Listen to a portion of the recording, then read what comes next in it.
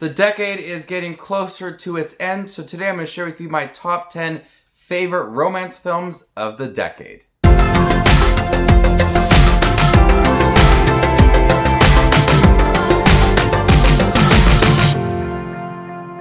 Hey everybody, Justin here. Today I'm going to share with you guys my top 10 favorite romance films of the decade. Thank you guys for checking out most of the recent videos that I've done where I shared top 10 horror films, animated films.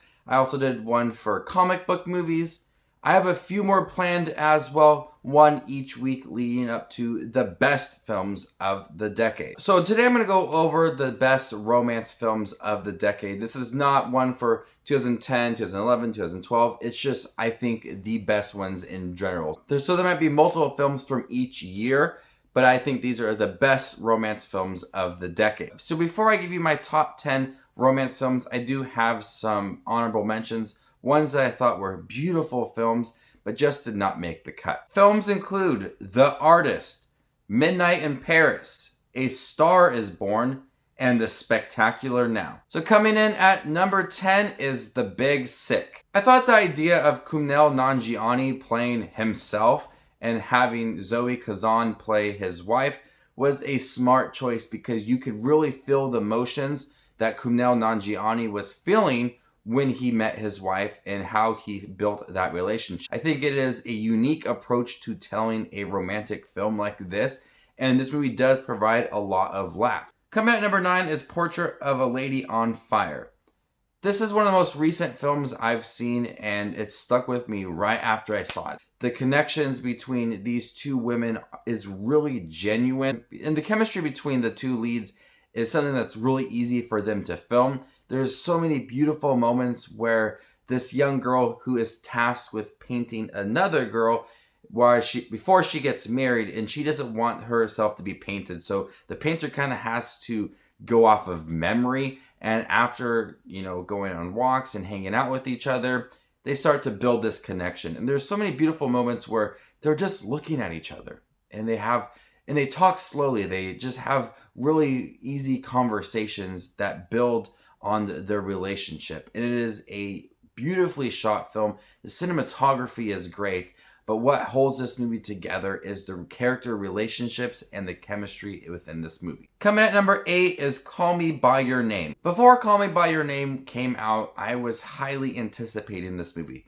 The trailer for it really caught my eye, and I was completely floored by this movie. Call Me By Your Name is such a sweet film. And it's a film about discovery and love and just a fun summer. A lot of people have that one summer in their life where they met someone and they hung out with them a lot and they fell in love. That summer love. This is what Call Me By Your Name is. And it's just not a, one-time thing for these characters. It's something that really stuck with them and something that's going to impact them for the rest of their lives. It's a true love. Within the summer that these two characters met, we have Timothée Chalamet as well as Armie Hammer, who spark up this relationship. The film is beautifully shot and it has some really sweet moments. And at the end of the film, where Timothée Chalamet is talking with his father, is a moment that is truly beautiful and is a way that wraps this movie up so perfectly. Coming at number 7 is Crazy Stupid Love. I love Crazy Stupid Love. It is such a fun film, and having so many different actors and actresses in here and talking about love and divorce and discovering yourself and new love, and the relationship between Ryan Gosling and Steve Carell is something that I never thought would work, but it does. It's a lot of fun,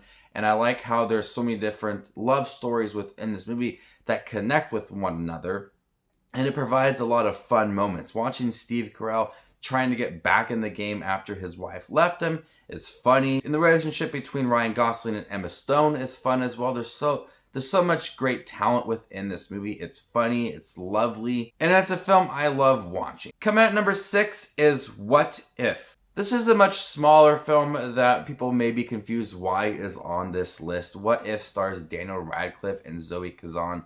Daniel Radcliffe is in love with Zoe Kazan, and she just views him as a friend. But throughout the movie, you could really tell that Daniel Radcliffe's character is in love with Zoe Kazan, and it's really hard for him to be around her because he has those strong feelings for her, and she does not. We also have Adam Driver in this movie. This movie came out in 2014, I believe, in August, and right after I saw it, I was completely blown away by this movie, and it ended up in my top 10 of that year. It's a much smaller film compared to other movies that you're going to see on this list, but I love the chemistry between Daniel Radcliffe and Zoe Kazan, how he feels about her, their connection. It's also a lot of fun, and some of the dialogue throughout this movie between Daniel Radcliffe and Adam Driver flows really well. It's a movie with a good intention, and I still love it years after its release. Coming at number 5 is Her. Her stars Joaquin Phoenix and is one of the more unique movies on this list about a guy in a modern world. He sparks up this relationship with an operating system designed to meet his every need, and she is voiced by Scarlett Johansson. What makes this film so unique is that there's actually people in Joaquin Phoenix's life in this movie that want to be around him and date him. But he has this relationship and he feels so connected to Samantha that nothing else in the world matters to him.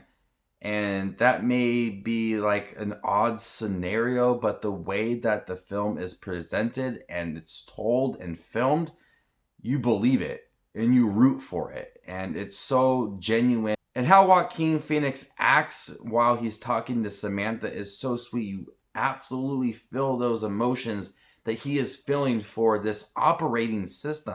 And it brings up the question, can someone love an operating system or not a human being? I don't know, but Her presented it in such a unique style that made you believe in the story and love the story as well. Coming at number 4 is The Shape of Water. And The Shape of Water, just like Her, is a unique film about a woman played by Sally Hawkins in a top secret research facility in the 1960s. She's a lonely janitor who forms an unlikely relationship with an amphibious creature that is being held captive. Sally Hawkins' character doesn't relate to many people, but once she meets this amphibious creature and wants to help it escape, the relationship kind of blossoms and she anticipates meeting him again and wanting to be around him. And much like the movie Her, it's an unlikely relationship that absolutely works. You feel the love, you feel that connection.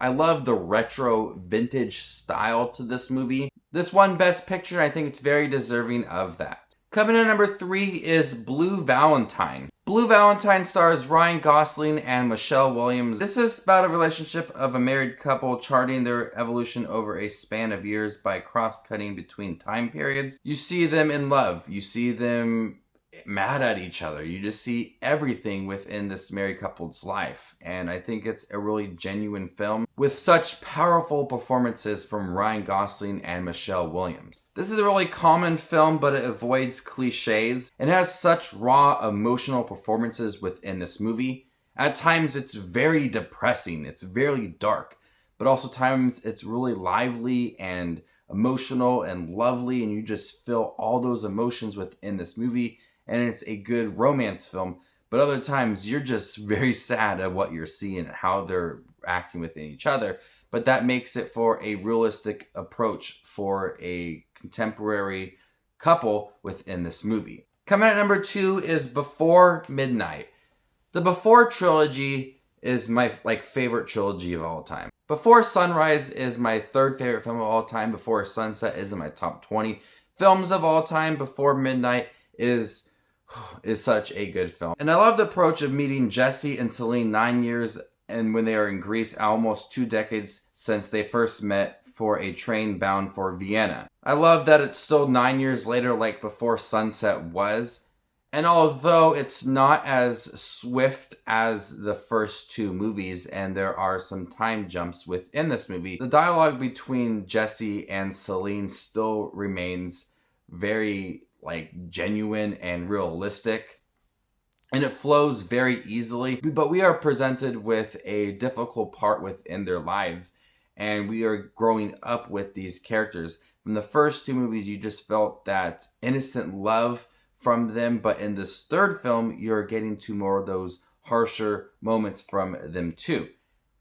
But you still feel like they are in love, even if they are trying their hardest to keep it intact. I really hope that very soon we're going to get a fourth Before movie, because I absolutely love these movies. I cannot express my love for the Before trilogy as much as I'm talking about right now. These movies are emotional. Each one of them made me cry. And the Before Midnight film is what made me discover this trilogy, and it's beautifully told. The directing from Richard Linklater is beautiful.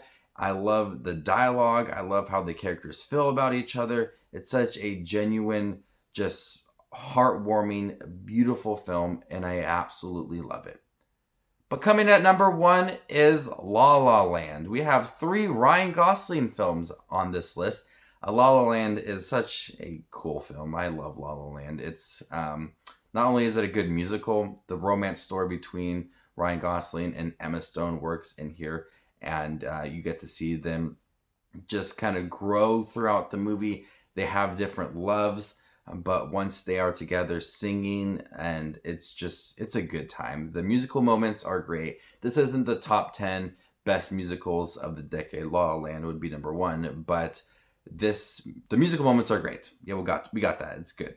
But the romance, I think, is what makes this movie work as well. If the musical numbers were good, the romance wasn't, it wouldn't be that great of a film. But the romance part works in here. It's my favorite romance film of the decade. It's my favorite musical of the decade. It's one of my favorite films of the decade as well. So we'll see where that lands coming very soon. So there you guys have, these are what I think are the best romance films of the decade. I'm sure there are movies that you guys think are the best romance films of the decade. I would love to hear which ones you think are the best in the comment section down below. Stay tuned for more best lists coming your way. I have one for action movies as well as comedies, and then the best films of the year. So make sure to hit the subscribe button so you don't miss any of those videos. My name is Just Watch Movies, and you guys stay classy, YouTube.